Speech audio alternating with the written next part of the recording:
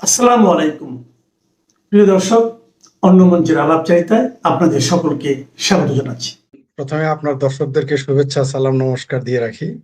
আপনি যে প্রশ্নটা করেছেন যে সীমান্তে যে হত্যা হচ্ছে, এইভাবে চলতে থাকলে এই বাংলাদেশ অস্তিত্ব থাকবে না। এই বাংলাদেশ কয়েক ভাগে বিভক্ত হয়ে যেতে পারে। একটি হিন্দু রাষ্ট্র হয়ে যেতে পারে, একটি খ্রিস্টান রাষ্ট্র হইতে পারে, আর একটা যে তৌহিদি জনতার জন্য একটা মুরগির খোপ থাকতে পারে। যেভাবে চুলকাইতেছে এইভাবে যদি একটু কন্টিনিউ করে, এই যে লিল্লাখোর যারা, কালকে যদি এক সপ্তাহ পরে যদি মাদ্রাসায় চাউল চাঁদা বাদা না যায়, ভাতে মারা যাবে, তারা বলে ভারত দখল করবে। কোন দেশে বাস করেন? এই দেশের কোটটাই আলা আপনার আমার মতো মৌলবীরা সারাদিনই স্বপ্ন দেখে ভারত দখল। আরেক মৌলানা কেউ আদনান যে দুদিন পরে বিয়ে করে আর সারে, ক্রিকেটার থেকে আলেম হয়ে গেছে। আগে শুনছি আলেম হয় মাদ্রাসা থেকে, ক্রিকেটের মাঠ থেকে আলেম জন্ম হয়। সে কি বলেছে জানেন? যে সেও তো অখণ্ড ভারত চায়, ওটা ইসলামী অখণ্ড ভারত বানাবে। এগুলো বলে, সে প্রকাশ্যে বলে।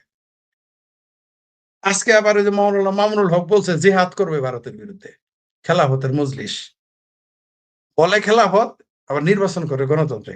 খেলাফত আর গণতন্ত্র এক হইল? ঠাট্টা করার কি করার মিনিমাম একটা সীমা থাকা উচিত। আজকে জামাতে বলে তারা নাকি গণতন্ত্রের জন্য সবকিছু করে, ঠিক কমিউনিস্টদের মতো। এদের কমিউনিস্টদের স্লোগান হলো সমাজতন্ত্রের, তাদের ম্যানিফেস্টোতে। জামাতের হলো ইসলামী আইন, হেফাজতে ইসলাম, আর ওই তথাকথিত খেলাফতের মধ্যে খেলাফত। কিন্তু এরা গণতন্ত্রের কথা বলে, মানে যারা দুনিয়াতে খেলাফত কায়েম করতে চায়, কেউ দুনিয়াতে ইসলাম কায়েম করতে চায়, কেউ দুনিয়াতে সমাজতন্ত্র কায়েম করতে চায়, কিন্তু গণতন্ত্রের জন্য নাকি তারা জান দেয়। হাসবো না কাঁদবো বুঝতে পারি না। ঠিক আপনি যে প্রশ্নটা করলেন সীমান্তে, আবার আমি সেই প্রশ্নে ফিরে আসি, শেষ করে অনেকক্ষণ হয়ে গেল। সেটা হলো যে আপনি সীমান্তে যায়েন না, ভারতের এত দায় ভরে নাই। আপনি কি ওখানে ফিক্সড ডিপোজিট দিয়ে আসছেন যে আপনি ধরে জেলখানায় বসে বসে খাওয়াবে? এত ঠেকা তো পড়ে নাই ভারতের।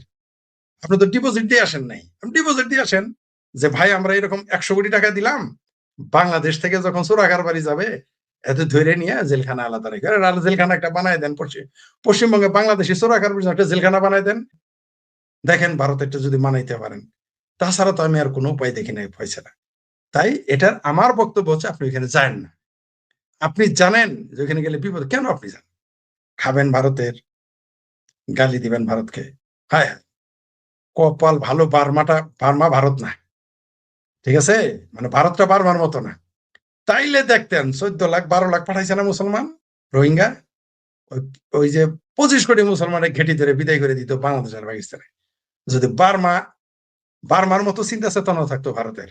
আল্লাহ বাঁচাইছে, আল্লাহ রক্ষা করছে বাংলাদেশে এবং ভারতের মুসলমানদের, যে ওইখানে একটি গণতান্ত্রিক রাষ্ট্র আছে, একটি সংবিধান আছে ধর্মনিরপেক্ষ।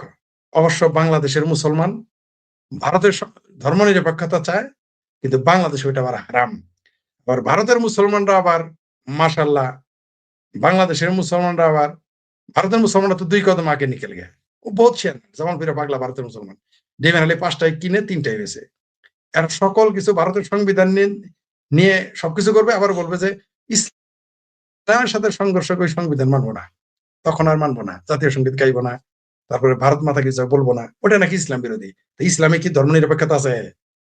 কারণ ওই ধর্ম নিরপেক্ষতার কথা বলে সুবিধা পাওয়া যায়। ওইটা জামাল পীরা পাগলা।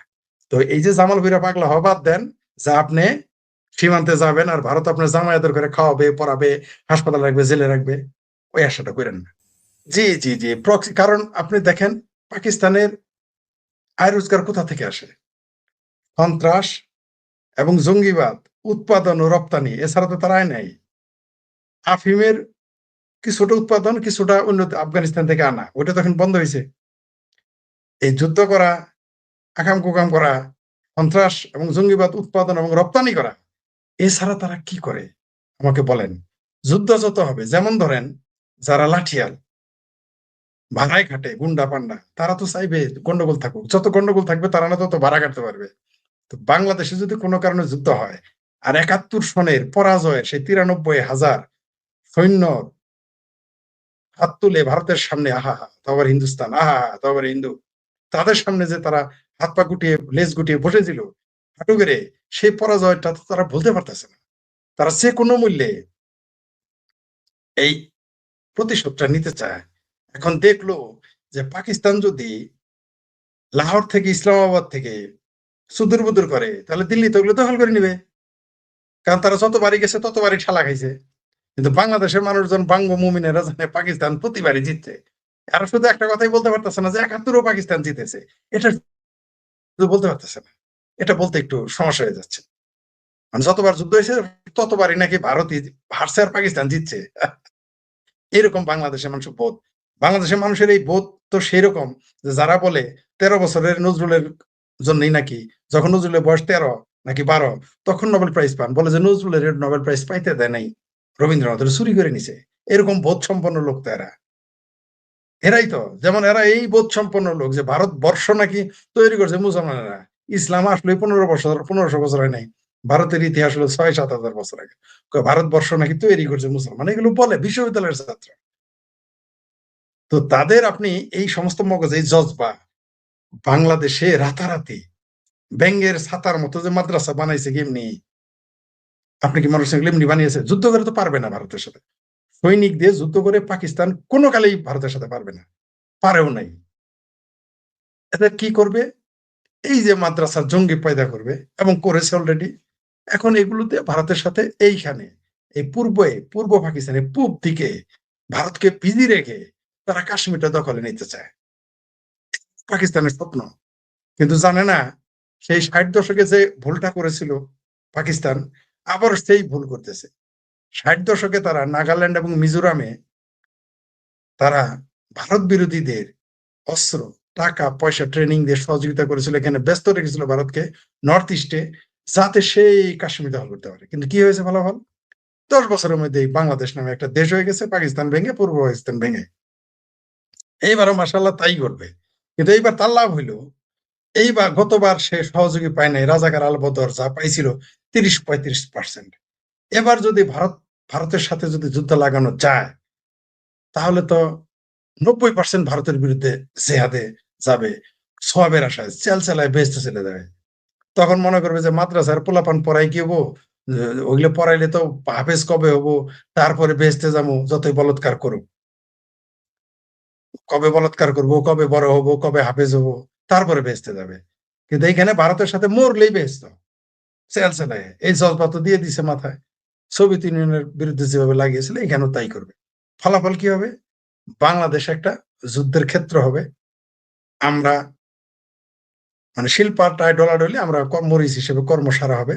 পাকিস্তান দেখতেছে যে আমার বিপদ এবার বাংলাদেশের উপর দিয়ে যাক।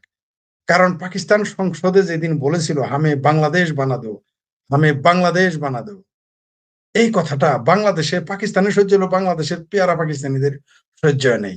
তাই তারা ভারতের সাথে একটা যুদ্ধ করার যে জজবা পয়দা করেছে, তারাও মুখিয়ে আছে। জামাতের নেতা তো আবু তাহের নাকি ফাহের বলেছে তো যে তাদের ৫০ লক্ষ রেডি, আর শিবির বলে তাদের ১ কোটি রেডি। জামাত শিবির না, খোদ বিএনপির ভিতর থেকে সবাই চলে যাবে এই জিহাদে, শতকরা ৯৯% যাবে বিএনপির। আর একটা দলের নাম বললে আবার একটু শরম পাইতে পারেন, বা আমরা শরম পাইতে পারি। আওয়ামী লীগেরও ৬০% লোক, ৭০% লোক ভারতের বিরুদ্ধে জেহাদের জন্য প্রস্তুত। নিশ্চিত থাকেন আপনারা, করবে যদি ভারতের সাথে যুদ্ধ লাগে। তারাও দেখবেন তখন ৭১-এ পরাজয় প্রতিশোধ নিতে যাবে, যদি এখন মনে করতেছে তারা আওয়ামী লীগ। অপ্রিয় হলেও এই কথা সত্য। আপনি ১০ জন আওয়ামী লীগের লোকের সাথে কথা বলেন, দেখেন তারা কি বলে। এখনো কিন্তু আপনি খেয়াল করেছেন কি? আর ইরানের আর সৌদি পাকিস্তানের এই খায়েশটা আরো বেড়ে গেছে। এই যে ইরানের সময় যে জজবা, ভারতের ভিতরে ইরানি জজবা, বাংলাদেশের ভিতরেও খোমেনি জজবা যে পয়দা হয়েছে, এতে আরো পাকিস্তান বেশি আশাবাদী। যদি ভারতের সাথে লাগে, সে স্বপ্ন দেখতেছে ভারতকে টুকরো টুকরো করে ফেলবে। এই স্বপ্নে পাকিস্তান বিভোর। তাই বাংলাদেশকে সে পার্টনার হিসেবে নিয়েছে। আর কালকে আমার সাথে সাইফুল বাতেন টিটু, সে সাবেক সেনা সদস্য, আমরাও জানি, সেও বলেছে যে বাংলাদেশের সেনাবাহিনীতে এই মুহূর্তে হিজবুত তাহরির, জঙ্গিবাদী চেতনা, টিটিপি, খোদ আফগানিস্তানের চেতনা ভরপুর গিজ গিজ করে সেনাবাহিনীতে। শুধু সাধারণ সৈনিক না, সরাসরি সেনাবাহিনীর কর্মকর্তারাই এখন হিজবুতি জজবা, জামাতি জজবাতে বোধ হয়ে আছে। তারাও হয়তো যুদ্ধের জন্য তৈরি হইতে পারে। যুদ্ধ তার করবে না, জেহাদ। কারণ যুদ্ধে আপনি কোনোদিনই পারবেন, কোনো অঙ্কে ভারতের সাথে যুদ্ধ আপনি পারবেন না। এখন জেহাদ তো আলাদা জিনিস, চেলায় বেহেশতে চলে যাবে। তাহলে আর টাকনুর নিচে কাপড়ও কাটতে হবে না, মাথায় টুপিও রাখতে হবে না, নামাজও পড়তে হবে না, কোনো সমস্যা নাই। শুধু আপনি ভারতের ভিতরে জেহাদ করবেন আর চালায় চলে, এই স্বপ্নে তারা করতে পারে জেহাদ। কিন্তু জানে না এইবারও পাকিস্তানটা আরেকবার ভাঙবে, এমনকি সাথে বাংলাদেশও ভেঙে যেতে পারে। এইদিকে যাচ্ছে আমাদের বাংলাদেশ। পাকিস্তান ওই চুক্তিটা করতে আসছে। শুভেন্দু অধিকারী ওইখানে যখন পাশ করেছেন, ওইখানে যখন মমতাকে ফেল করিয়ে, শুধু মমতার দলকে ফেল করে নাই, খোদ মমতাকে ফেল করিয়েছে। এবং আমাদের রফিকুল ইসলাম ভুইয়াই বলেছেন শুভেন্দু 2 জায়গা থেকে পাশ করেছে মমতাকে হারিয়েও। তো এই কারণে দেখলো যে আইএসআই এর যে ওইখানে বাসা ছিল, মানে আমাদের যেমন মৌমাছির চাক ছিল আইএসআই এর, সেটা তখন ধোঁয়া দিয়ে দিয়েছে বিজেপি, ওটা তো আর টিকবে না। তাই আইএস এর সব বদমাইশ গুলো, আইএসআই এর সব জঙ্গি গুলো, আইএসআই এর যত সাপোর্টার, তাদের অফিসিয়াল সহ সব এখন বাংলাদেশে ঘাঁটি করেছে। খবর নেওয়ার জন্য এই পাকিস্তানের স্বরাষ্ট্রমন্ত্রী এসেছে। পররাষ্ট্র উপদেষ্টা 2 কদম আগে নিকেল গেয়া উনি বলেছেন, কাঁটাতারের বেড়া দেখে আমরা ভয় পাই না। ভয় পাও না তো চেঁচাও কেন? কাঁটাতারের বেড়া দিছে, তুমি উদ্বেগ প্রকাশ করো কেন? আর ওই যে উনি বলছে সীমান্তে হত্যা বন্ধ করবে, আমাদের কেসি গেট ভাইয়া বলেছে। কেসি গেট ভাইয়ার এটা মনে এটা বলে দিতে পারে না যে তোমরা গরু চুরেরা, মুরগি চুরেরা, শাড়ি চুরেরা, চিনি চুরেরা, পিঁয়াজ চুরেরা, কাঁচামরিচ চুরেরা, তোমরা ভারতের সীমান্তে যাও না, এটা বলে না কেন? কি কারণে বলে না? ভারত জুজুর ভয়, আবার বলে আমরা ভয় পাই না। আমরা শেখ হাসিনাকে অনেক ক্ষমতাবান মনে করি, কিন্তু এত ক্ষমতাবান তা আমরা ওলি সাহেবের কাছ থেকে জানলাম। আমরা জানি যে শেখ হাসিনা বাংলাদেশের জন্য খুবই ক্ষমতাবান, যে কোনো সময় নির্বাচন হলে তিনি প্রধানমন্ত্রী। কিন্তু আমরা এতদিনে জানলাম শেখ হাসিনার যে আরো যোগ্যতা আছে, আমরা এটা জানতাম না আসলে।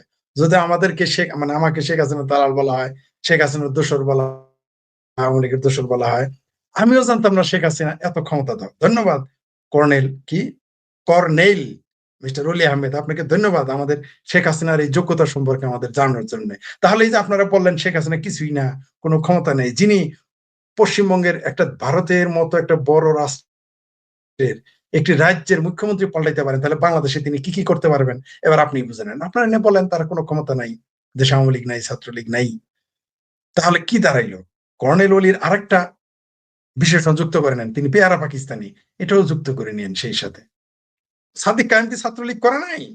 আমার ভাবির পোলা সার্জিস মলম কি শেখ হাসিনা নামে বক্তব্য দেয় নাই? আমাদের আসিফ সার কি বঙ্গবন্ধু নিয়ে রচনা লেখে নাই? তখন কেমনে বুঝবো? মুখোশটা উন্মোচিত হইতে একটু সময় লাগছে। বঙ্গবন্ধু তো দিতেই পারে। বঙ্গবন্ধুকে যারা হত্যা করছে তারাও তো খেতাবপ্রাপ্ত হয়েছিল বঙ্গবন্ধুর দ্বারা। যারা বঙ্গবন্ধুকে খোদ বঙ্গবন্ধুকে হত্যা করে ফেলেছে, তারা কি বঙ্গবন্ধুর দ্বারা খেতাব ছিল না? বরং এই খেতাবধারীদের এখন আমাদের সন্দেহ হয়। আমরা কি মেজর আখতারুজ্জামান, এখন তো তাকে মেথর আখতারুজ্জামান বলতে হবে, মেজর আখতারুজ্জামান কি জামাতে যোগ দেয় নাই বিএনপির চেয়ারপারসন উপদেষ্টা হয়ে? তিনি কি একজন মহান মুক্তিযোদ্ধা হয়ে সেই পায় না জামাতে যোগ দেন নাই? আপনি অনুপ্রবেশকারী কেন বলবেন? পুরস্কার তো দিতেই পারে। আপনি মুস্তাক কি বঙ্গবন্ধুর সহকারী ছিল না? তার রানিং মেট ছিল না? সে মুস্তাকি তো বঙ্গবন্ধুকে হত্যা করেছে। তাই পদ হইলেই, মুক্তিযোদ্ধা হইলেই, ডক্টর হুমায়ুন আজাদ স্যার যেন বলে গেছেন, ডক্টর হুমায়ুন আজাদ বাংলাদেশের রাজনীতিতে, সাহিত্যে প্রাসঙ্গিক থাকবেনই। সেটা মানবাধিকার বলেন, গণতন্ত্র বলেন, নারীর অধিকার বলেন, আর মুক্তিযুদ্ধ বলেন, তিনি প্রাসঙ্গিক থাকবেন। আর মুক্ত চিন্তা বলেন, তিনি বলেছেন রাজাকার আজীবন রাজাকার, মুক্তিযোদ্ধা আজীবন মুক্তিযোদ্ধা নাও থাকতে পারে। সার্টিফিকেট হলেই তো হবে না। 71 একটা চেতনার নাম। আপনি যদি সেটা মুক্তিযুদ্ধ করে মুক্তিযোদ্ধা হয়ে ধারণ না করেন, তাহলে আপনাকে আমি কেন মুক্তিযুদ্ধ বলবো? আপনি তো সেটা ধারণ করেন না, আপনি আওয়ামী লীগ করেন, কিন্তু আপনি আওয়ামী লীগের 4 মূলনীতি মানেন না। আপনি তো আওয়ামী লীগ না। হতে পারেন আপনার সাইনবোর্ড আওয়ামী লীগ থাকতে পারে। আওয়ামী লীগে কি এমন লোক নাই যারা আওয়ামী লীগের 4 মূলনীতি মানে না? আওয়ামী লীগের মধ্যে কি এমন ব্যক্তি নাই যারা ধর্মনিরপেক্ষতা মানে না? আওয়ামী লীগের 4 মূলনীতি তো সমাজতন্ত্র, আওয়ামী লীগের অনেক লোক মানে না। এমনকি আওয়ামী লীগের ভিতরে যে গণতন্ত্র আছে, আওয়ামী লীগের কিছু কিছু মানুষ তা মানে না। এমনকি আওয়ামী লীগের ভিতরেও কিছু কিছু মানুষ যারা বাঙালি জাতীয়তাবাদ মানে না। তাহলে আপনি তাকে কিভাবে আওয়ামী লীগ বলবেন? আওয়ামী লীগের পদ থাকতে পারে, তার কি করবো আমি আওয়ামী লীগের পদধারী লোকদের চিনি যারা বলে যে শরিয়া আইন চাই। আওয়ামী লীগের মধ্যে হিজবুত তাহরিরের লোক আছে, খুঁজলে পাওয়া যাবে। সেনাবাহিনীতে যদি হিজবুত তাহরিরের লোক থাকে, আওয়ামী লীগে থাকতে পারে না? পুলিশে যদি হিজবুত তাহরিরের লোক থাকে, আওয়ামী লীগে থাকতে পারে না? বিএনপিতে তো আছেই। বিএনপি এখন বলবেন তাহলে কি বিএনপি নাই? বিএনপি নাম বলো না কেন, এটা বলতে পারে কেউ আমারে? আরে ভাই, বিএনপিতে তো গিজ গিজ করে হিজবুত তাহরির জামাতে। বিএনপি বলতে তেমন কিছু নাই। বিএনপির 80% তরুণ ছাত্র দল করা, যুব দল করা 80% খুব জামাতের ফিলোসফি ফলো করে। জিয়ার ফিলোসফিতে তারা নাই। তারা গণতন্ত্রই জনগণ সকল ক্ষমতার উৎস, বিএনপির 80% লোক বিশ্বাস করে না, বলে এটা কুফরি। এই চেতনা কিভাবে গেছে? জামাতের কাছ থেকে। আওয়ামী লীগের 80% লোক ধর্ম নিরপেক্ষতা মানে না। অপ্রিয় হলো এই কথা সত্য। আমি জানি আজকে থেকে আমার ফলোয়ার আরো 5,000 10,000 আওয়ামী লীগের কমে যাবে। তেহরানের ইরানের এই খোমেনিকে কষাই বলার কারণে আমার 5,000 ফলোয়ার চলে গেছিল। আজকে এই কথা বলার জন্য 10,000 চলে যাবে। কিন্তু ঘটনা তো সত্যি, আওয়ামী লীগের ভোট নেন আপনি। আওয়ামী লীগের ভিতরে আপনি যার পরিচয় আছে, আওয়ামী লীগের ধর্ম নিরপেক্ষতা মানে না তারা। আর যারা মানে তাদের মধ্যে আবার দেখবেন কাইয়া বা কাইয়া ধর্ম নিরপেক্ষতার ব্যাখ্যা ভিন্ন দিকে নেবে। আর আওয়ামী লীগের 90% মানুষ জানেই না যে আওয়ামী লীগের মধ্যে সমাজতন্ত্র আছে স্যার মূলনীতিতে। 90% আওয়ামী লীগের জানে না। এখন যদি বলেন যে তারা পদে আছে, আমরা তো আওয়ামী লীগ করি না, বিষয়টার যেটা উদাহরণ দিলেন যে কর্নেল ওলি আহমেদ তো যুদ্ধ করেছে, এটা বাই চান্স মুক্তিযোদ্ধা। কিসের মুক্তিযোদ্ধা? বাই চান্স মুক্তিযোদ্ধা। খোদ জিয়াউর রহমান বাই চান্স মুক্তিযোদ্ধা। আমার ভাষা না এটা, এটা অলি আহমেদ বলেছেন। কারণ তাকে মুক্তিযুদ্ধ এনেছেন কর্নেল অলি। কিন্তু শেখ হাসিনা কিন্তু এখন আওয়ামী লীগেরা বলতেছে শেখ মুজিব নয়, বঙ্গবন্ধু নয়, জিয়াই স্বপ্নদ্রষ্টা স্বাধীনতার। ভাই 26শে মার্চের 25শে মার্চের জিয়া রহমান স্বাধীনতা নিয়ে চিন্তা করে নাই। সাক্ষীকে এখনো জীবিত কর্নেল অলি আহমেদ। কর্নেল অলি আহমেদের ভাষা যে তিনি চিটাঙে যাচ্ছেন অস্ত্র খালাস করতে, তাহলে তার মাথায় যদি বাংলাদেশের 71 থাকতো, তার মাথায় যদি বাংলাদেশের স্বপ্ন থাকতো, সে কিভাবে খালাস করতে যায়? ভাগ্যিস বাইসে আছে অলি আহমেদ, এবং অলি আহমেদ এই কথাটা স্বীকার করেছে। এটা আমরা পড়েছিলাম স্বাধীনতা 71 বঙ্গবীর কাদের সিদ্দিকীর বইতে। সেটা এতদিন পরে অলি আহমেদ স্বীকার করেছে। এমনকি জামাত তো মাঝে মধ্যে কয় যে স্বাধীনতার ঘোষক অলি আহমেদ বলে ফেলছে। তো আপনি কোন দিকে যাবেন? তো এরা তো বাই চান্স মুক্তিযোদ্ধা। বাই চান্স মুক্তিযোদ্ধা না হলে এটা কি করে হয়? বীর বিক্রম মেজর হাফিজ কিভাবে শাকা চৌধুরীর মতো কুখ্যাত স্বাধীনতা বিরোধী যুদ্ধাপরাধীকে শোক প্রস্তাব আনে, সাইদির শোক প্রস্তাব আনে, নিজামীর শোক প্রস্তাব আনে, কাদের মোল্লার শোক প্রস্তাব আনে, গোলাম আজমের শোক প্রস্তাব আনে। সেই মেজর বীর বিক্রমকে আপনি বীর বিক্রম আমি বলতে পারি? সম্ভব না। তার কাজে তো তা বলতেছে না। আপনি বলতেছেন আমার সন্তান যদি আপনার বাপ ডাকে, আমার সন্তান যদি হুমায়ুন সাহেব ভুইয়া সাহেবকে বাপ ডাকে, পোলা হইলো কেমনে? হবে না তো। আমাকে আমার পোলার বাপ ডাকতে হবে। আপনি বলতেছেন একদিকে মুক্তিযোদ্ধা আবার মেজর। এই জন্যই আমি মোল্লার মিলিটারি যখনই মুক্তিযোদ্ধা বলে আমি শতভাগ তাদের সন্দেহ করি। শতভাগ, 99 শতভাগ। এই যে দেখেন বীর বিক্রম। আমি শেখ ফরিদ তো মুক্তিযোদ্ধা না, আমাদের পরিবারও মুক্তিযোদ্ধা নাই। আমাকে যদি বলে যে তোরে ফাঁসির দড়িতে ঝোলাবো তুই, স্বাধীনতা বিরোধীদের শোক প্রস্তাবে ইয়েস বল, হ্যাঁ বল, শোক প্রস্তাব। আমি ফাঁসিতে ঝুলবো, ওদের পক্ষে তো বলবো না। আমি সেই বঙ্গবীর কাদের সিদ্দিকীর কথাতেই বিশ্বাস করি, স্বাধীনতা বিরোধী জামাত আল বদলের সাথে বেহেশতেও যাবো না। যদি বেহেশতে থাকে সেইখানেও যাবো না। আর উনি তো ইফতারি চলে গেছেন, আমি তার কথাতেই আমল করি। আমি তার কথাতে আমল করি। 71-এর কর্নেল অলি, 71-এর মেজর আখতারুজ্জামান, তাদেরকে আমি ফলো করি। এই যুগের মেজর আখতারুজ্জামান, এরা মেথর আখতারুজ্জামান। এই যুগে কর্নেল ফর্নেল, এরা এই যুগের কর্নেল অলিকে আমরা ফলো করি না। আমরা 71-এর কর্নেল অলিকে ফলো করতে পারি, 71-এর মেজর আখতারকে ফলো করতে পারি। আমরা এটা করতে পারি না। কি করে সম্ভব? আপনি জামাত ইসলামে যোগ দেন, জামাতের পাশে বসেন, কি করে সম্ভব? আপনার মায়ের হত্যাকারী, আপনার পিতার হত্যাকারী, আপনার মাকে ধর্ষণকারী, বোন ধর্ষণকারী, কন্যা ধর্ষণকারী, এমনকি যার বিরুদ্ধে আপনি যুদ্ধ করেছেন তার সাথে। আবার কেউ কেউ উদাহরণ দেয়, কয় জাপান আর আমেরিকা কি যুদ্ধ করে নাই? তারা কি এক হয় নাই? তাহলে ভারতের সাথে পীড়িতের বেলায় এত ব্যথা কেন তোমার? ভারত তো তোমার মায়েরও ধর্ষণ করে নাই, তোমার বোনেরও দর্শন করে নাই, তোমার খালারও দর্শন করে নাই, তোমার হাসুরি হাঙ্গা করে নাই, তোমার লোকও মারে নাই। সে ভারতের সাথে তোমার বিরোধিতা করা লাগবো। আর পাকিস্তান 30 লাখ হত্যা করলো, অগণিত নারী দর্শন করলো, তার সাথে আমার গাইডে বিরোধ করতে হবে? আইরে যুক্তি। মানে আসলে হৃদয় থেকে পেয়ারা পাকিস্তান তোলা যায় না। বঙ্গবন্ধু এবং ভারত অযাচিত হয়ে মানে মানে অনিচ্ছাকৃত জাতিকে স্বাধীনতা দিয়েছে। তার জন্য আজকে আমাদের এই দশা। পৃথিবীতে কোন দেশে স্বাধীনতা বিরোধীরা রাজনীতি করতে পারছে? একটা দেশের নাম বলেন। পৃথিবীর কোন দেশে দেশ বিরোধীরা সরকারি চাকরি পাইছে? একটা দেশের নাম বলেন। এটা বাংলাদেশ আর ভারত ছাড়া সম্ভব না। আর পৃথিবীতে চান্স পায় নাই। চীনে সব পালায় চলে গেছিল, আর যেগুলো ছিল ধরে মেরে ফেলছে। আপনি দেখেন তো পৃথিবীর একটা দেশ, পাকিস্তানে কোনো পাকিস্তান বিরোধী লোক আছে? একটা আপনি খুঁজে পাবেন না, একজনও না। সব স্বাধীনতা বিরোধী, ভারত বিরোধী পাবেন কোটি কোটি কোটি কোটি, এমনকি হিন্দু পাবেন কোটি কোটি, হিন্দু পাবেন ভারত বিরোধী, মুসলমান তো পরের কথা, ওটা হিসাবে আমি আনলাম না। বাংলাদেশে এরকম বহু মুসলমান পাবেন যারা পেয়ারা পাকিস্তানি এত কিছু করার পর ভাই ভাই যুদ্ধ, যুদ্ধ নাকি ভাই ভাই, তাদের নিয়ে কি বলবো? তো যার কথা বললেন কর্নেল অলি সাহেব, তিনি, তার কথায় প্রমাণ হলো আমাদের জননেত্রী শেখ হাসিনা অনেক শক্তিশালী। তিনি শুধু বাংলাদেশের ক্ষমতা পরিবর্তন করতে পারেন না, তিনি পশ্চিমবঙ্গের ক্ষমতাও পরিবর্তন করতে পারেন কর্নেল অলি আহমেদের ভাষায়। ধন্যবাদ তাকে শেখ হাসিনার এই যোগ্যতা সম্পর্কে আমাদের ধারণা দেওয়ার জন্য। এত বড় যোগ্য শেখ হাসিনা আমরা জানতামই না। ধন্যবাদ তাকে। ছোট্ট একটা খবর, কিন্তু আমার কাছে খুব বিস্ময় লেগেছে এবং অবাক লেগেছে। দেখেন খবরটার হেডলাইনটা যদি আপনারা দেখেন, ১.৫ বছরে ১৫ বিচারপতির বিদায়, অন্যদের জন্য সতর্কবার্তা। কি ঘটেছে? ২০২৪ সালের নভেম্বর থেকে ২০২৬ সালের এপ্রিল, মাত্র ১.৫ বছরে এই সংক্ষিপ্ত সময়ে হাইকোর্ট বিভাগ থেকে বিদায় নিয়েছেন ১৫ জন বিচারপতি। তাদের কেউ স্বাভাবিকভাবে অবসরে যাননি। ফ্যাসিস্ট সরকারের দোসর হিসাবে ভূমিকা রাখা, দুর্নীতি, অনিয়ম ও ক্ষমতার অপব্যবহারের অভিযোগ ওঠায় এই বিচারকদের বিদায় নিতে হয়। ৫ আগস্টের পরে সবচেয়ে বড় মবের ঘটনা ঘটেছিল প্রধান বিচারপতিকে নিয়ে। প্রধান বিচারপতি ওবায়দুল হাসান শাহীন, তাকে কেন্দ্র করে তিনি একটু ফুলকোর্ট সভা ডেকেছিলেন। বলা হয় এই ফুলকোর্ট সভাটি ওবায়দুল হাসান শাহীন বিচারপতি তিনি ডেকেছিলেন ইউনূস সরকারকে অবৈধ ঘোষণা করার জন্য। এরকম একটি আলাপ অন্তত প্রচলিত আছে। এবং এরপর মবের আয়োজন করা হয় হাইকোর্টমুখী। সেই তখনকার যেহেতু ৫ আগস্ট পরবর্তী শক্তির একটা স্পিড রয়ে গেছে, ওই ছাত্র নামধারী, তখন মাঠ থেকে সত্যিকার অর্থে ছাত্র যারা তারা উঠে যাচ্ছে, কিন্তু ছাত্র নামধারী যারা পরে ধান্দায় জড়িত হলো, এনসিপি করলো বা সমন্বয়ক সেজে সারা দেশে একেবারে ইউনিট ভাগ করে নিয়ে চাঁদাবাজি করলো, টেন্ডারবাজি করলো, নিয়োগ বাণিজ্য করলো, ওই গ্রুপটা তারা মবে নেমে পড়ে প্রধান বিচারপতিকে সরানোর জন্য এবং আলটিমেটলি প্রধান বিচারপতি পদত্যাগ করতে বাধ্য হন।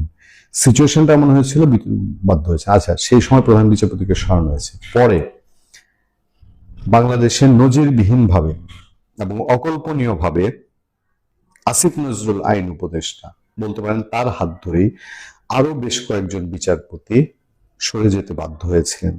সেই খবরটাই আমাদের সামনে। সংশ্লিষ্টরা বলছেন উচ্চ আদালতের বিচারপতিদের এমন অপসারণ অন্যদের জন্য একটি বড় সতর্কবার্তা। এখন তো মানে উচ্চ আদালতের বিচারপতিরা যদি কখনো রাজনৈতিক ভাবে অনুগত হয়ে পড়েন, কিছুটা বলার থাকবে না, তাই না? সুপ্রিম জুডিশিয়াল কাউন্সিলে অভিযোগ বিচারাধীন অবস্থায় পদত্যাগ করে বিদায় নিয়েছেন ৫ জন বিচারপতি। অভিযোগ প্রমাণিত হয় অপসারণ করা হয়েছে আরো ৩ বিচারপতিকে। আওয়ামী লীগ আমলে নিয়োগ পাওয়া ২ অতিরিক্ত বিচারপতিকে আর স্থায়ী করা হয়নি। এছাড়া বিচার কাজে বিরত থাকাকালীন চাকরির বয়স ৬৭ বছর পূর্ণ হওয়ার অভিযোগ নিয়ে অবসরে চলে গেলেন ২ বিচারপতি। জানতে চাইলে সুপ্রিম কোর্টের রেজিস্ট্রার জেনারেল মোহাম্মদ হাবিবুর রহমান সিদ্দিকী তিনি বলেন, জুলাই গণ অভ্যুত্থানের পর অনিয়মের অভিযোগে ছুটিতে পাঠানো ১২ বিচারপতির মধ্যে ১০ জন আর বিচার কাজে ফিরতে পারেননি। একজন বিচারপতির বিষয়ে এখনো সুপ্রিম জুডিশিয়াল কাউন্সিল তদন্ত চলছে। একজন বিচারপতির বিরুদ্ধে তদন্ত করার মতো কোনো আলামত খুঁজে না পাওয়ায় তিনি বিচার কাজে ফিরে এসেছেন। ২ বিচারপতির বিরুদ্ধে অভিযোগ অনুসন্ধান পর্যায়ে থাকা অবস্থায় পদত্যাগ করেছেন। এ হলো বাস্তবতা। এখনো সুপ্রিম জুডিশিয়াল কাউন্সিল তদন্তাধীন রয়েছে বিচারপতি শেখ হাসান আরিফের বিষয়টি। ছুটিতে পাঠানো ১২ বিচারপতির মধ্যে একমাত্র বিচারপতি এস এম মনিরুজ্জামানের বিরুদ্ধে অভিযোগ প্রমাণিত না হয় তিনি বিচার কাজে ফিরে এসেছেন। বিচারপতি মামুনুর রহমান ও বিচারপতি রেজাউল হাসান সুপ্রিম জুডিশিয়াল কাউন্সিলে অনিয়মের অভিযোগ অনুসন্ধানে থাকা অবস্থায় পদত্যাগ করেন। ফলে বাংলাদেশের উচ্চ আদালত, আমাদের এখানে যারা সিনিয়র আইনজীবীরা আলোচনায় আসেন, তারা প্রত্যেকেই আফসোস করেন যে উচ্চ আদালতের জামিন প্রক্রিয়া কি হচ্ছে, এখন জামিন শুনানি কি হচ্ছে। বিচারকরা অনেক সময় জামিন শুনানিতে অনাগ্রহ প্রকাশ করেন। আবার প্রধান বিচারপতি তিনি যে আছেন তার কাজকর্ম ব্যাপারে অনেকে অনেক রকম জানতে চান, অনেক রকম খোঁজ খবর রাখতে চান। তো সব মিলিয়ে বাংলাদেশের উচ্চ আদালত সবকিছুর পরেও বাংলাদেশের মানুষের আস্থার শেষ ঠিকানা। এই শেষ ঠিকানাটাতে মানুষ যাচ্ছে, যারা জামিন পায় না তারা সেখানে গিয়ে প্রতিকার চায়, প্রতিকার পায়ও কখনো কখনো। কিন্তু এই যে দৃষ্টান্তগুলো, তো অল্প সময়ে মাত্র মানে ১.৫ বছরের মধ্যে ১৫ জন বিচারপতির বিদায়, এটা পৃথিবীতে বিরল ঘটনা ছাড়া আর বোধহয় কিছুই না। বালেন শাহ মার্কিন প্রেসিডেন্ট ট্রাম্পের বিশেষ দূত সের্গিও গোরকে মিটিং দেন নাই, অর্থাৎ তার সাথে দেখা করেন। এটা নিয়ে বাংলাদেশের ইউটিউবাররা নানান ধরনের ভিডিও বানাচ্ছে, এক একজন খুবই এগুলা ব্যাখ্যা করছে, বাহবা দিচ্ছে। যার যেই বিষয় জানা নাই সেটা নিয়েও পাণ্ডিত্য দেখাচ্ছে। আসুন আমরা আসলে এই এই বিষয়গুলো একটু জানি এবং তথ্যের আলোকে বিচার করে দেখি যে নেপালের প্রধানমন্ত্রী বালেন শাহর এই কাজটা কি প্রজ্ঞাপ্রসূত না ছেলে মানুষই। আমি খুব বেশি বিশ্লেষণ করব না, আসলে বিশ্লেষণ করার তো আসলে অত সময় নেই, ছোট ছোট ভিডিও। আর আমার যারা দর্শক তারা বিশ্লেষণ আমার চেয়েও ভালো করেন, আমি সেটাই দেখছি। কিন্তু যেটার ঘাটতি আছে সেটা হলো আমাদের কাছে যথেষ্ট তথ্যের ঘাটতি আছে। বিভিন্ন তথ্য যদি আমি আপনাদেরকে ধরিয়ে দেই, আপনারা নিজেরাই এটা বুঝতে পারবেন যে আসলে বিষয়টা কি। এবং আমরা আরো কিছু জিনিস জানি আসলে কূটনীতিতে কোনটা কিভাবে কাজ করে, আর কূটনীতিতে রিসেন্ট প্রবণতাগুলি কি বা শেষ প্রবণতাগুলি কি, ইতিহাসের এক সময় কি ছিল এখন কি ছিল, আমরা সেগুলো একটু তথ্যের ভিত্তিতে যাচাই করে দেখি। প্রথমে একটা কথা বলা দরকার, যেটা হলো নেপাল, শ্রীলঙ্কা, পাকিস্তান, বাংলাদেশে গত কয়েক বছরে সরকার পরিবর্তন হলো তো, এবং প্রতিটা সরকার পরিবর্তনের সাথেই মার্কিন যুক্তরাষ্ট্রের ইনভলভমেন্টের কথা শোনা যায়। এবং বাংলাদেশের ক্ষেত্রে আমরা এটা প্রমাণিত বলতে পারি এই অর্থে যে প্রেসিডেন্ট ট্রাম্প স্বয়ং সাক্ষী দিয়েছেন যে ওনার মুখ থেকে আমরা $29 মিলিয়ন কথাটা শুনি যে বাংলাদেশে সরকার পরিবর্তনের জন্য ওনারা $29 মিলিয়ন ব্যয় করেছেন। এবং পরবর্তীতে আমরা আরো অনেক তথ্য জানি, আজকে আমার ভিডিওর বিষয় সেটা নয়, কিন্তু এটা তো প্রমাণ হয়ে যায়, তাই না? আমি অভিযোগ আকারে বলছি কেন, কারণ হলো যে এখানে সত্য মিথ্যার চেয়েও গুজব এগুলো অনেক বড় ব্যাপার হয়ে দাঁড়ায়। ইমরান খানের সরকার পতনের ক্ষেত্রে ইমরান খান নিজে বলেছিল, ওই যে ডোনাল্ড লু, যেই ইউএস অ্যাসিস্ট্যান্ট সেক্রেটারি যে তার কথা বলেছিল যে ডোনাল্ড লু ইমরান খানকে ফেলে দিয়েছে, এটা ইমরান খান নিজে বলেছিলেন। যাই হোক, এখন যাহা রটে তাহা বটে। আর বাংলাদেশের ক্ষেত্রে তো সেটা প্রমাণিত, কারণ বাংলাদেশ যখন তাদের রাষ্ট্রপ্রধান স্বীকার করেন সেটাকে তো আপনি একেবারে আর ভিন্নভাবে ধরে নেওয়ার কোনো কারণ নাই। একটা জিনিস দেখবেন, এই যে 4টা দেশে সরকার পরিবর্তন হলো, 4টা দেশই কিন্তু এই তারা যেই আঘাতটা পেল বা যেই ধরনের একটা এনার্কি হলো সাময়িক, প্রত্যেকটা দেশ কিন্তু সামলে উঠেছে। পাকিস্তান মতো করে, পাকিস্তানে অনেক দুরবস্থা আছে, সেটা অবশ্য ভিন্ন কথা। শ্রীলঙ্কা সামনে উঠেছে, নেপাল সামলে উঠেছে। কিন্তু পার্থক্য হলো বাংলাদেশ একটা চিরন্তন দুঃখের মুখে পড়ে আছে এখন পর্যন্ত। চিরন্তন বলতে বুঝাচ্ছি যে যদি আওয়ামী লীগ ক্ষমতায় এসে বা শেখ হাসিনা ক্ষমতায় এসে এই দেশটাকে যদি আবার রাইট ট্র্যাকে না আনে, তাহলে কিন্তু বাংলাদেশবাসীর কপালে দুঃখ আছে এবং এই দুঃখ গভীর থেকে গভীরতর হতে থাকবে। বাংলাদেশের ব্যর্থতাটা বলার জন্য এই কথাটার অবতারণা করা। দেখুন, বাংলাদেশের ব্যর্থতাটা এই জন্য হয়েছে যে অন্য কোনো দেশে কিন্তু ওই যে মুক্তিযুদ্ধের পক্ষের বিপক্ষের শক্তি নাই, পাকিস্তানেরও নাই। পাকিস্তানে সবাই কিন্তু আপনার ওই মোহাম্মদ আলী জিন্নাকে কিন্তু জাতির পিতা মেনে কিন্তু সেই রাষ্ট্রটা চালায়। পিনাকির মতো কোনো মানে আপনার কি বলে অনলাইন সন্ত্রাসী কি বলে সেটা, মানে সেই দেশের জাতির পিতাকে সরোয়ারদের বডিগার্ড এগুলা বলে না। নেপালেও নাই, শ্রীলঙ্কাতেও নাই, শুধু বাংলাদেশে রয়েছে একটা বড় সংখ্যক স্বাধীনতা বিরোধী জঙ্গি মৌলবাদী গোষ্ঠী, যাদের সাথে মার্কিনীরা হাত মেলানোতে বাংলাদেশের ওই স্থায়ী একটা ক্ষতি হলো, আর সমস্যাগুলোর সমাধান হচ্ছে না। ফলে আমরা যে বিশেষ একটা ধ্বংসের মুখে পড়লাম, এটার মূল কারণ হলো আমাদের দেশে স্বাধীনতা বিরোধীদের অবস্থান। আমরা যদি স্বাধীনতা বিরোধীদের নির্মূল না করি বা তাদের রাজনৈতিক এবং অর্থনৈতিক ক্ষমতা শূন্য না করি, তাদের যদি আপনার সমাজে প্রভাব বিস্তার করার অবস্থা আমরা রেখে দেই, তাহলে কিন্তু বারবার আমাদের জাতীয় জীবনে এই সমস্যাটা ঘুরে ফিরে আসবে। আজকে মার্কিনীদের দ্বারা এসেছে, কালকে অন্য কারো দ্বারা আসবে। ফলে আমাদের ওই জায়গাটা কিন্তু সবসময় মনে রাখতে হবে যে বাংলাদেশ বিশ্বের বুকে একমাত্র একটা বিশেষ দেশ যেখানে স্বাধীনতা বিরোধীরা মুক্তিযুদ্ধ বা স্বাধীনতা হয়ে যাওয়ার পরও মূলধারার চেয়ে বেশি বিকশিত হয়েছে। সমান বিকশিত হলেও না হয় একটা কথা ছিল। যা হোক, এই নোটটা রেখে আমি পরবর্তী পর্যায়ে চলে যাই, যেটা আজকের ভিডিওর মূল আলোচনা, যে বালেন্দ্র শাহ এটা কি কাজটা কি ঠিক করলেন। অবশ্য বালেন্দ্র শাহ নেপালের সরকারি কাগজপত্র বা যেটা জানা গেল, আমি যেটা দেখলাম যে বালেন্দ্র শাহ থেকে একটা ব্যাখ্যা দেওয়া হয়েছে মার্কিন যুক্তরাষ্ট্রের যে প্রেসিডেন্টের বিশেষ দূতের সাথে দেখা না দেওয়ার, যে উনি অনেক ব্যস্ত বলা হয়েছে। আবার বলা হয়েছে যে কয়েকটা কারণ, দুটো আমার কাছে গুরুত্বপূর্ণ মনে হয়েছে। আরেকটা হলো যে উনি ভারত, চীন, মার্কিন যুক্তরাষ্ট্রের সাথে সমান দূরত্ব বজায় রাখতে চান। আরো কি একটা কারণ দেখানো হয়েছে, ওটা অতটা আমার কাছে তেমন কিছু মনে হয় না গুরুত্বপূর্ণ।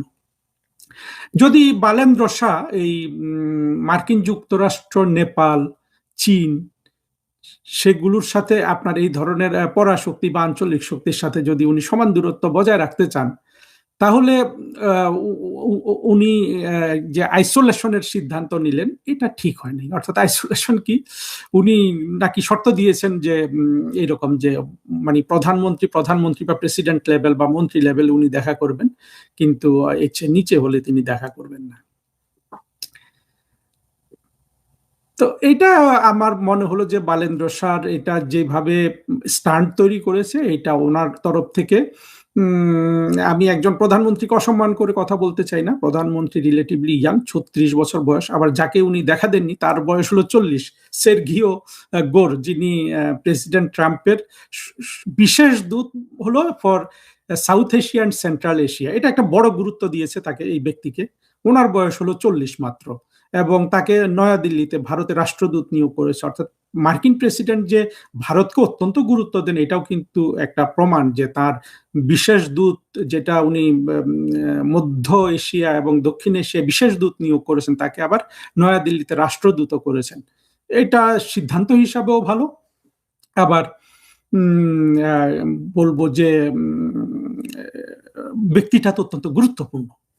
তো সেখানে বালেন্দ্র শাহ যদি দেখা না করেন, তো উনি যদি প্রেসিডেন্ট ট্রাম্পের জন্য অপেক্ষা করেন, তাহলে ওনার যদি ওই নীতি থেকেও থাকে যে উনি, হ্যাঁ, অনেক সময় নীতিটা সরাসরি বলা যায় না, সেটা একটা জিনিস, এবং অনেক সময় বলতে না পারার কারণেও দেখা হয় না।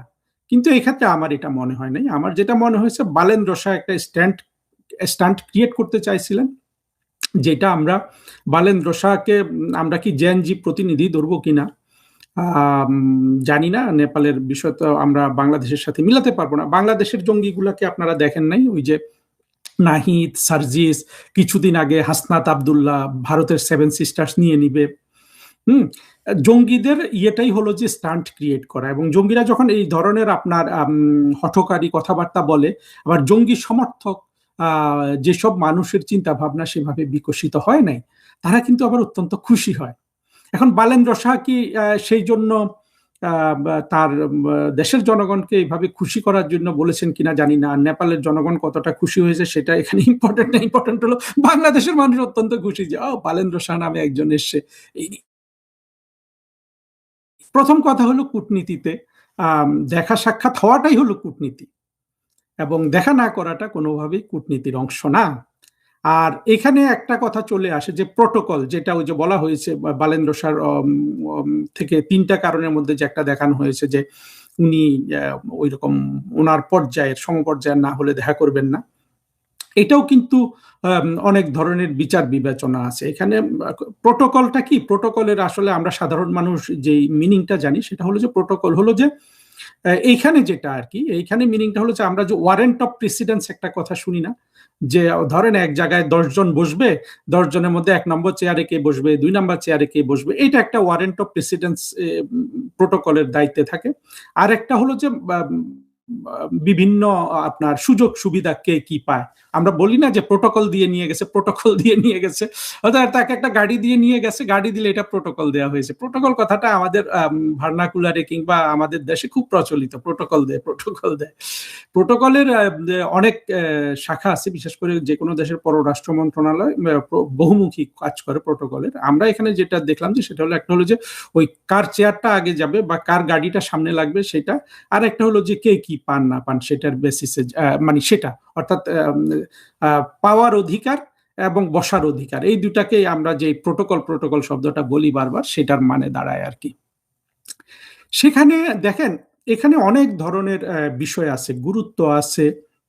তবে আমি যেটা দেখেছি অভিজ্ঞতা থেকে, সেটা হলো একটা রাষ্ট্র যত গরিব হয় সেই রাষ্ট্রটা তার প্রোটোকল সম্পর্কে ততটা সচেতন। এটার পজিটিভ এবং নেগেটিভ দিক দুটোই আছে। আপনার যদি ইনফেরিয়রিটি কমপ্লেক্সিটি থেকে আপনি সচেতন, সেটা কিন্তু সচেতনতা নয়, সেটা হলো অবচেতনতা। এটা মূলত কমপ্লেক্সিটিতে থাকে, তারা এটি খুব প্রোটোকলটাকে খুব গুরুত্ব মনে করে। যেমন আমি দেখি যে আমরা বাংলাদেশের মানুষ এটা নিয়ে খুবই, বিশেষ করে আমাদের ফরেন মিনিস্ট্রির হুজুররাও এটা নিয়ে অত্যন্ত চিন্তিত থাকে। তারপরে ভারতও কিন্তু খুবই সেন্সিটিভ প্রোটোকল বলতে আর কি। আর অন্যান্য দরিদ্র দেশগুলো তো এটা থাকেই। সাধারণত যে দেশ যতটা উদার মানে উন্নত হয় তার মধ্যে এই সচেতনতা কম দেখা যায়। সেটা তাদের তরফ থেকে এটা হতে পারে যে আমি তো অনেক বড় হয়ে গেছি, আমি এসব ছোটখাটো বিষয় নিয়ে মাথা ঘামিয়ে কি হবে, সেটাও একটা হতে পারে। আবার আপনি মনে করেন যে প্রোটোকলের, আচ্ছা ওই পয়েন্টটা যেটা মাথায় আসে সেটা পরে বলি।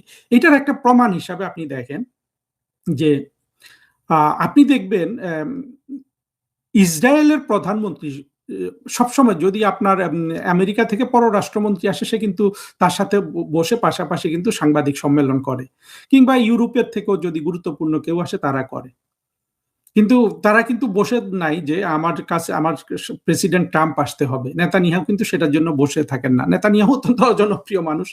এই উদাহরণটা মানে এখানে হয়তো সাজুজ্যপূর্ণ না, কিন্তু আপনাদেরকে মানে আমি বোঝাবো কিভাবে। অর্থাৎ নেতানিয়াহু ছাড়া তো অন্যান্য দেশের মানে উদাহরণ দিলে, এখন যদি সুইজারল্যান্ডের উদাহরণ দিই হবে, সুইজারল্যান্ডের প্রধানমন্ত্রীকে তো আমরা কেউ চিনি না।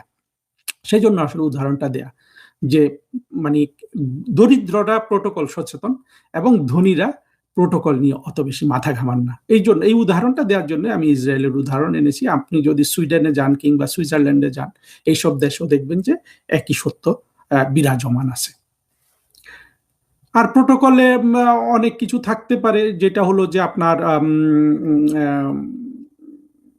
সাধারণত এটা হতে পারে যে প্রতিবেশী দেশের জন্য বিশেষ আয়োজন থাকতে পারে, তারপরে আপনার সুপার পাওয়ারের জন্য বিশেষ আয়োজন থাকতে পারে। আবার সেটা কিন্তু আপনি উল্লেখ করতে পারবেন না। সুপার পাওয়ার কিন্তু আবার ডিপ্লোমেসিতে অর্থাৎ প্রোটোকলে এক্সিস্ট করে না, কিন্তু আপনাকে এগুলো তো বাস্তবতা মানতে হয়। তো বালেন্দ্র শাহ কোনো বাস্তবতাই কিন্তু উনি পাত্তা দেননি। আমার কাছে মনে হয়েছে যে বালেন্দ্র শাহ যেহেতু বয়স কম, উনি ওই সার্জিস নাহিদ, বালেন্দ্র শাহকে আমি জঙ্গি বলছি না, উনি নেপালের মেয়র, কাঠমান্ডু শহরের মেয়র ছিলেন। তো সেগুলো ঠিক আছে, কিন্তু একটা জিনিস তো মানতে হবে যে নেপাল দেশটা দীর্ঘদিন ধরে দরিদ্র অবস্থায় পড়ে আছে, এর কোনো অর্থনৈতিক উন্নতি নাই। সেক্ষেত্রে যেটা আমার কাছে মনে হয়েছে যে বালেন্দ্র শাহ, উনি নাকি আবার ভারতের পররাষ্ট্র সচিব বিক্রম মিশ্রির সাথে দেখা করতে অস্বীকার করেছেন। তো এগুলো তো আমাদের অন্তত ইন্ডিয়ান সাবকন্টিনেন্টে না, সারা পৃথিবীতে দেখা যায় যে প্রতিবেশী দেশের সাথে একটা ভিন্ন ধরনের আপনার প্রোটোকল মেনটেন করা হয়। তো কোনোটাই রক্ষিত হয় নাই। তো আমার মনে হয়েছে যে ইয়াং ম্যানদের যে কালচার চলছে বর্তমানে, এবং এটা তো আমাদের বাংলাদেশে তো একেবারে এটা একটা র্যাবিড, কি বলবো, যে একটা ভাইরাস জনিত রোগ হয়ে গেছে, যে আত্মঘাতী জঙ্গিগুলা বাংলাদেশে যেইভাবে আপনার মানে এদের একজনের ফ্যান ফলোয়ার, তারপরে এরা একটা ফেসবুক পোস্ট দিলে সাথে সাথে 50,000 রিয়াকশন পায়, 5 লাখ ভিউ হয়। এগুলো তো আমাদের জন্য আশঙ্কার বিষয় হতো না যদি এই জেনজি জাতীয় প্রজাতিটি যদি আপনার সত্যিকার অর্থে মেধার বিকাশে, বুদ্ধির বিকাশে, শিক্ষার বিকাশে আলোকিত মানুষ হতো। সেটা তো আমরা দেখি না। সারা বিশ্বে তরুণদেরকে আপনার এক্সপ্লয়েট করা হয় এই নাহিদ, সার্জিস, হাসনাত আব্দুল্লাহ, এরা তো এক একটা মেধাবী ছেলে। এগুলা যদি জামাতের খপ্পরে না পড়তো, এদের যদি অর্থের অভাব বা যে কোনো কিছুর অভাবে ওরা যখন হাই স্কুলে পড়ে বা ওদেরকে কলা মূলা দিয়ে শিবির যদি আপন করে না নিত, হ্যাঁ, বা ওদের বাবা মা যদি ওদেরকে যথাযথ আপনার ছেলে হিসাবে বা মেয়ে হিসাবে মানুষ করতে পারতো, তাহলে তো এগুলা দেশের সম্পদও হতে পারতো। সেটা না হয়ে এক একটা হয়েছে আত্মঘাতী জঙ্গি। ওদেরকে অল্প বয়সের, ওদেরকে তো আসলে দোষ না দিয়ে সমাজের দোষ দেওয়া যায়, পিতামাতার সম্পর্ক, পরিবারের অবস্থা, মানে কোন দুরবস্থার কারণে এগুলা জামাতের হাতে পড়েছে। আমরা জানি যে জামাত শিবির এরা সাধারণত দরিদ্র বা ইত্যাদি। একটা ছেলে নাকি শিবিরে ঢুকলে তার আর কোনো কিছু চিন্তা করা লাগে না, সে মেধাবী হলে শিবিরই ব্যবস্থা করে দিবে তাকে আমেরিকায় গিয়ে পিএইচডি করতে। তো এইরকম যদি একটা ব্যবস্থা থাকে, তাহলে তো এই শিবিরের খপ্পরে তো পড়বেই। পড়ে এক একটা দেখেন এখন এক একটা নিজে অ্যাটম বোমা হয়ে গেছে, রাষ্ট্রটাকে কিভাবে ক্ষতি করছে। বালেন্দ্র শাহর ওইটা এরকম ছেলে মানুষই আরো হতে পারে। আরেকটা হলো যে ইয়াংদের এক্সপ্লয়েট করা, এটা প্রেসিডেন্ট ট্রাম্পের মধ্যেও দেখা যাচ্ছে। আমি যখন প্রেসিডেন্ট ট্রাম্পের আপনার ইয়েটা দেখি, তার যে মন্ত্রিসভা, তার যে যুদ্ধমন্ত্রী বা আপনার ডিফেন্স সেক্রেটারি, পররাষ্ট্রমন্ত্রী, এই যে এখন এই সের্গিও গোর, আমি কাউকে অসম্মান করছি না, কে পণ্ডিত সের্গিও গোর আবার লেখকও, বেস্ট সেলার বই লিখে ফেলেছে। তো 40 বছর বয়সে একটা বেস্ট সেলার বই লেখার তো তার বিশেষ যোগ্যতা আছে। কিন্তু মোটা দাগে দেখা যাচ্ছে প্রেসিডেন্ট ট্রাম্প অল্প বয়সী ছেলে মেয়েদেরকে খুব পছন্দ করেন, সব জায়গায় উনি তাদেরকে নেন। এটা কি উনি ওনার পার্সোনালিটিটা যাতে প্রিভেল করে ওদের উপর ধমক দিয়ে কাজ করাতে পারেন, এগুলো কিনা থাকতে পারে, এগুলো নিয়ে বিশেষ চিন্তা ভাবনার বিষয় আছে আর কি। তো আমার কথা হলো যে অল্প বয়সে কেউ যদি মেধা যোগ্যতার স্বাক্ষর রাখে, সেটার একটা আপনি তাকে কাজে লাগাতে পারেন, ইয়ে করতে পারেন। কিন্তু রাষ্ট্র চালানো বা আপনার বড় বড় সিদ্ধান্ত নেয়া বা জনমত সাধারণত যেটার ফেভারে থাকে, পপুলারিজমের এগেনস্টে গিয়ে কাজ করা, সেটার জন্য কিন্তু আপনার বয়সের দরকার আছে, অভিজ্ঞতার দরকার আছে। আমি এখানে তারেক রহমান আর শেখ হাসিনার পার্থক্যটা দেখি। কিংবা আপনার শেখ হাসিনা, আমরা তো অনেক গতকালই আমি শেখ হাসিনার কূটনীতি নিয়ে একটা ভিডিও করেছি, আপনারা কেউ কেউ হয়তো দেখেছেন। কিন্তু অল্প বয়সীরা না সবসময় পপুলিজমটাকে চয়েস করে। এখন বালেন্দ্র শাহর ঘটনাটা কি এটা কিনা। তবে শেখ হাসিনার কথা যখন আসলে আরেকটা কথা বলে রাখি, আমরা এটাও জানি, বাংলাদেশেও খবর এসেছে যে শেখ হাসিনা এই ডোনাল্ড লু বা এই জাতীয় বা ওই যে তখন মার্কিন যুক্তরাষ্ট্রের যেসব রাষ্ট্রদূত বাংলাদেশে ছিল, তাদের সাথে উনি দেখা করেন। এগুলো নিয়ে এত খবর হয় নাই। বালেন্দ্র শাহ যেভাবে পুরো সাবকন্টিনেন্টে একেবারে হেডলাইন করে ফেলেছেন, এইরকম হয় নাই। কিন্তু প্রধানমন্ত্রী শেখ হাসিনার ওই দেখা না করা সম্পর্কে আমার একটা অভিমত আছে। অভিমত হলো যে এই ক্ষেত্রে আসলে নীতিটা কি হওয়া উচিত, সেটা একটা গুরুত্বপূর্ণ বিষয়। নীতিটা হওয়া উচিত আপনার একেবারে ইম্পার্শিয়াল। অর্থাৎ আপনি যদি মনে করেন যে সুপার পাওয়ার ক্যাটাগরিতে আপনি যদি চীনের রাষ্ট্রদূতকে দেখা দেন, আপনি মার্কিন রাষ্ট্রদূতকেও দেখা দিবেন, মার্কিন রাষ্ট্রদূতের সাথে আপনার শত শত্রুতা থাকা সত্ত্বেও। এইটা হলো নিয়ম। এই নিয়মের ব্যত্যয় করলে সমস্যা হয় এবং এটা করা উচিত না। এখন প্রধানমন্ত্রী শেখ হাসিনার যদি আমি পররাষ্ট্রমন্ত্রী হতাম, আমি অবশ্যই ওনাকে বলতাম যে স্যার আপনি দেখা দেন, আপনি তো অমুক দেশের রাষ্ট্রদূতকে অ্যাপয়েন্টমেন্ট দেন, একে কেন দিবেন না। উনি বলতেন যে এখানে এই বিপদ আছে, সেটা আমরা আলোচনা করতে পারতাম। কিন্তু আমি ব্যক্তিগতভাবে যেটা বিশ্বাস করি সেটা হলো সবসময় নীতি হলো আসল প্রজ্ঞা। চালাকি চাতুর্য এগুলা কিন্তু আসলে প্রজ্ঞা নয়, নীতির বেসিসে। এই জন্য আমি সবসময় মুক্তিযুদ্ধের চেতনার উপর জোর দেই যে ওটা একটা ইউনিভার্সাল জিনিস, ওটা দিয়ে সারা পৃথিবী উন্নতি করেছে, সুতরাং ওটাকে আমার মানতে হবে। সোজা কথা। জঙ্গিরা সেটা মানে না, সেজন্য জঙ্গিদের দিকে আমাদের যাওয়া যাবে না। আবার কিছুদিন আগে আমরা মোমেন সাহেব, প্রধানমন্ত্রী শেখ হাসিনার পররাষ্ট্রমন্ত্রী, উনি একটা ভিডিও করেছেন ইউএসএ কোনো জঙ্গির সাথে ইন্টারভিউ দিয়ে। আমি বলবো যে ওনার এই ধরনের কথাবার্তা বলা ঠিক হয় নাই। উনি বলতে চেয়েছেন যে শেখ হাসিনার মানে আমলাদের দিয়ে রাষ্ট্র চালিয়েছেন, মন্ত্রীদের তেমন প্রধানমন্ত্রীর সাথে দেখা সাক্ষাৎ করার সুযোগ ছিল না। এটা আবার যারা এখন কিছু কিছু আওয়ামী লীগের ভিডিও করছেন, যাদের হয়তো দর্শক আছে বা নাই, তারাও এটা বলছেন যে রাজনীতিবিদদের থেকে প্রধানমন্ত্রী শেখ হাসিনার একটা দূরত্ব তৈরি হয়ে গিয়েছিল, সেই জন্য এই আমলারা শেখ হাসিনার উপর প্রভাব বিস্তার করে এই বিপর্যয় তৈরি করেছে। আমার সেটা মনে হয় না। আমলারা প্রধানমন্ত্রী শেখ হাসিনার উপর আপনার প্রভাব বিস্তার করার কিন্তু একটা সীমা আছে। শেখ হাসিনাকে মনে রাখতে হবে যে শেখ হাসিনা কিন্তু এই পৃথিবীতে যত প্রেসিডেন্ট প্রাইম মিনিস্টার আছেন তাদের মধ্যে সবচেয়ে অভিজ্ঞদের একজন। তার কাছাকাছি অভিজ্ঞতা হয়তো পুতিন সাহেবের আছে দীর্ঘদিন রাষ্ট্র শাসনের ফলে বা রাশিয়ার মতো দেশ সামলানোর ফলে, আর তো অনেকের নাই। এই যে প্রেসিডেন্ট ট্রাম্পের কয় বছরের রাষ্ট্র শাসনের অভিজ্ঞতা আছে? আমরা দেখছি না প্রেসিডেন্ট ট্রাম্প মানে চোখে মুখে খাচ্ছেন, দেখছেন না যে ইরানের সাথে 2 দিন যুদ্ধ করে ওনার গোলা বারুদ ফুরিয়ে গেছে, এই জন্য উনি যুদ্ধ বন্ধ করে রেখে দিয়েছে।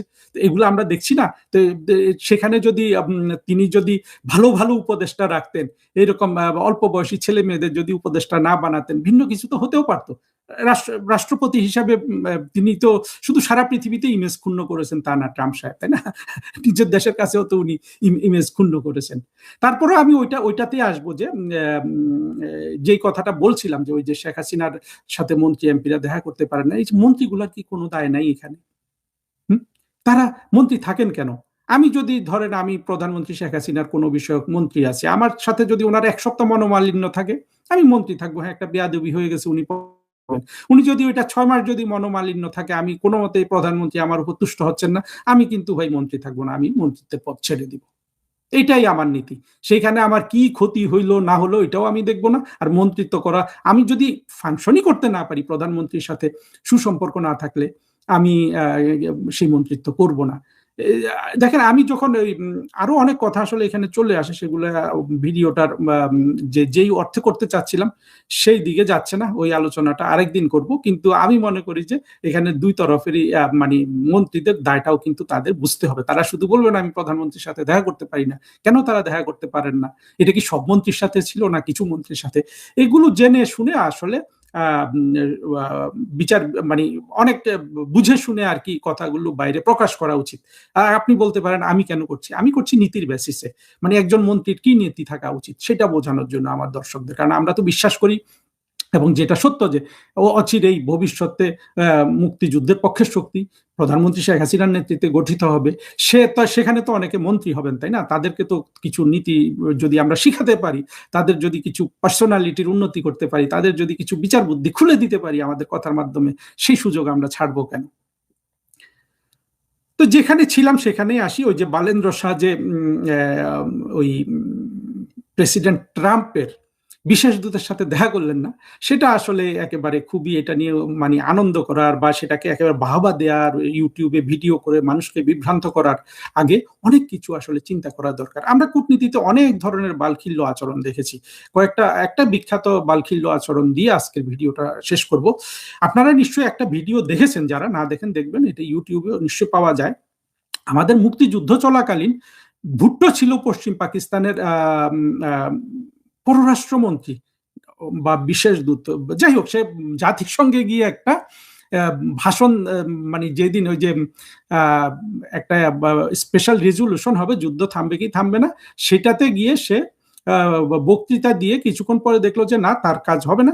সে ওই টেবিলে বসে কাগজগুলা ছিঁড়ে ফেলছে, মানে বক্তৃতার কাগজটা ছিঁড়ে সে বের হয়ে আসে।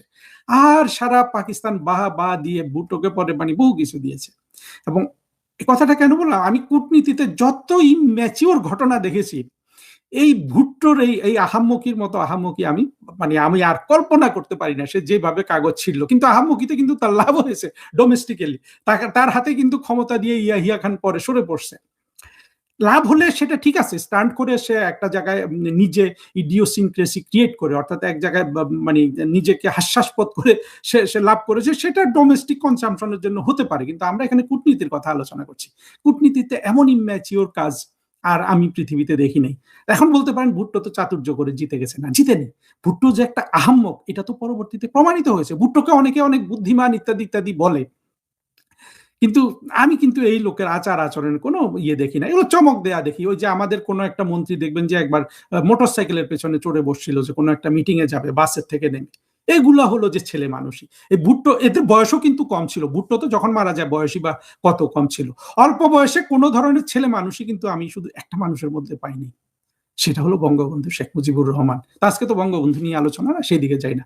এই ভুট্টো দেখেন পরবর্তীতে যখন পাকিস্তানের প্রেসিডেন্ট হলো ইয়াহিয়া খানের পরে, তার ছিল এই জেনারেল জিয়াউল হক। জেনারেল জিয়াউল হককে কি অন্য মানুষদের সামনে বলতো যে আমার মাংকি জেনারেল, আর জিয়াউল হক কাঁচু মাচু করে আপনার থাকতো, মানে খুবই সম্মান করতো ভুট্টোকে। কিন্তু চান্স পেয়ে প্রথম সুযোগে কিন্তু ভুট্টোকে ঝুলিয়ে দিছে, ভুট্টোকে একটা খুনের অভিযোগে ঝুলিয়ে দিছে, এবং অভিযোগটা অত্যন্ত হাস্যকর লাগে আর কি, ওটা যদি ভেতরে আপনি যান। কিন্তু প্রতিশোধ নিয়েছে ওই যে মাঙ্কি জেনারেল বলার জন্য বা যা কিছু বলার জন্য। জেনারেল সেই নিয়োগ করেছিল মনে হয় অনেক সিনিয়রিটি টিনিয়রিং গিয়ে ভুট্টো, কিন্তু ভুট্টো যদি মানে মানুষ হিসাবে প্রজ্ঞাবান হিসাবে সে যদি গড়ে উঠতো, সেই ইউএনএ ওই কাগজ ছিঁড়ে, পাকিস্তানেরও তো আমি বারবার বলি আপনারা খেয়াল করবেন, ওই যে 90% গরু ছাগল আছে, আমাদের দেশে যেমন 100%ই আমরা গরু ছাগল, ওই যে হাসনাত, তারপরে নাহিদ, এসব আত্মঘাতী জঙ্গিরা কিছু বললে পিনাকি চিৎকার করে উঠলো, একেবারে রাষ্ট্রনায়কের বক্তৃতা দিচ্ছে আর সারা বাংলাদেশ ইমপ্রেসড হয়ে যাচ্ছে। এটা তো পাকিস্তানেরও জনগণ, ওদেরকে সে আপনার ইমপ্রেসড করেছে, কিন্তু করে সে প্রেসিডেন্টও হয়েছে, কিন্তু জীবনটা রক্ষা করতে পারলো না। যদি সে প্রজ্ঞাবান মানুষ হতো সে হয়তো প্রেসিডেন্ট হতো না, সে 70 বছর 80 বছর হয়তো বেঁচে থাকতো। হ্যাঁ, ওই জায়গায় কিন্তু তার বড় ক্ষতি হয়ে গেছে। এখন এটা তার ক্ষতি নাকি সে 55-56 বছর বয়সে ফাঁসির দড়িতে লটকে নিজেকে হিরো দেখছে, সেটা তার বিষয়। আমার দৃষ্টিতে এটা হলো প্রজ্ঞাহীনতার পরিচয়। অর্থাৎ মানুষকে, আমি যেটা বিশ্বাস করি সেটা হলো যে প্রজ্ঞা একটা বড় জিনিস, সেই প্রজ্ঞা নিয়ে বড় হতে হয়, এবং প্রজ্ঞা নিয়ে বড় হলে আপনার স্টান্ট করে আপনি অনেক কিছু করতে পারবেন, কিন্তু কোনো না কোনো এক জায়গায় গিয়ে বড় ধরনের ধরা খাবেন। সেটাই হয়েছে ভুট্টোর ক্ষেত্রে। আবার অর্থাৎ ওই যে জেনারেল জিয়াউল হক, আবার যেটা জেনারেল জিয়াউল হক যেটা করেছে ভুট্টোকে, কিন্তু আবার বিপরীত চিত্রও আছে। যেমন আমরা ওয়াকারকে দেখি, ওয়াকার কি করেছে, ওয়াকার তো ছোটবেলা থেকে একটা জঙ্গি, শয়নে স্বপনে সে কিভাবে আপনার বঙ্গবন্ধুর পরিবারে বিয়ে করলো, তারপর কি আচরণটা সে করলো, এটা আমার আরো বিভিন্ন জায়গায় মনে হয়েছে যে মানে ওয়াকারকে দেখে এখন এটা বোঝা যায় আর কি। আমি বিভিন্ন দেশে কূটনৈতিকের দায়িত্ব পালন করতে গিয়ে আমি দেখেছি যে মানে ডিপ্লোম্যাটরা এক একটা দেশের মানে ভিআইপি এরিয়াগুলাতে যেই প্রিভিলেজ নিয়ে ঢুকে যায়, অর্থাৎ যে কম, এখন তো অনেক হয়, আগে কম হতো, মানে একেবারে তাদের সাথে অস্ত্র শস্ত্র কিছু আছে কিনা এগুলা ছাড়া যেভাবে ঢুকে যায়, আমার তখন এইরকম, আমার মেক্সিকোতে চাকরি করতে গিয়ে আমার মনে হলো আমি এক জায়গায় যেভাবে ঢুকে গেলাম, প্রেসিডেন্টের সামনে গিয়ে চলে গেলাম, আমার মনে হলো এই যে পাকিস্তানে আছে না জৈশে মোহাম্মদ কিংবা ওই যে আপনার আল কায়েদা বা ওর যে, এরা যদি চেষ্টা করে 20 বছর ধরে সাধনা করে, তখন এরা যদি আপনার এরকম ফরেন সার্ভিসে ঢুকিয়ে দিল, তাকে দিয়ে মদ খাওয়াইলো, শুকরও খাওয়াইলো। এখন তো শুকরও মোল্লাদের কাছে হালাল, তাই না? ওই ইউনুস দিলে হালাল, আমরা দিলে হারামি আর কি। তো এইরকম করে সে ডিপ্লোমেট করে দিল, তারপরে সে তাকে হোয়াইট হাউসে ঢুকাই দিল। অস্ত্র তো দিতে হবে না, অস্ত্র তো ভালোভাবে চেক করে, লোহা টোহা থাকলে ধরা পড়ে। সে ধরেন ভালো কুংফু কারাটে জানে, তো সে শক্তিশালী হলে তো সে ট্রাম্পকে মেরে ফেলতে পারবে। মানে যদি দীর্ঘমেয়াদে এই চেষ্টাটা করে, মানে সন্ত্রাসী দলগুলা যদি যুক্তরাষ্ট্রের একটা প্রেসিডেন্টকে মেরে ফেলতে পারে, চিন্তা করেন আল কায়দা, জৈশে মোহাম্মদ কিংবা এনসিপি, এদের বিশাল একটা ইয়ে হবে না, যে মানে বিশাল একটা সারা বিশ্বে ভাবা পড়ে যাবে না গরু ছাগল হাঁস মুরগির মধ্য থেকে। এটা কিন্তু এটা করতে পারে, এটা আমার মনে হচ্ছিল এই মানে বিভিন্ন দেশে গিয়ে আমার এটা মনে হয়েছে, মানে যখন আমি ডিপ্লোম্যাট হিসেবে কাজ করেছি, সেই কাজটাই কিন্তু এই ইয়ে করলো এই ওয়াকার। একেবারে ছোটবেলা থেকে জঙ্গি হিসাবে সে একেবারে ইরাদা করে বসেছিল যে শেখ মুজিবের ফ্যামিলিতে বিয়ে করব এবং ওদেরকে ক্ষমতা থেকে নামাবো। চিন্তা করেন, যে জিনিসটা আমি মনে মনে ভেবেছিলাম যে একটা আল কায়েদা জঙ্গি করবে, সেটা আমার ঘরের একজন জঙ্গি করে ফেললো। যাই হোক, মূল আলোচনায় চলে আসি। এখানে অনেক হয়তো অপ্রাসঙ্গিক কথা বলেছি, মনে হয় অপ্রয়োজনীয় কিছু বলি নেই। সেটা হলো যে বালেন্দ্র শাহকে ওই গোরের সাথে দেখা করতে না দেওয়াটা, এটা নিয়ে বাহবা দেওয়ার কিছু নাই।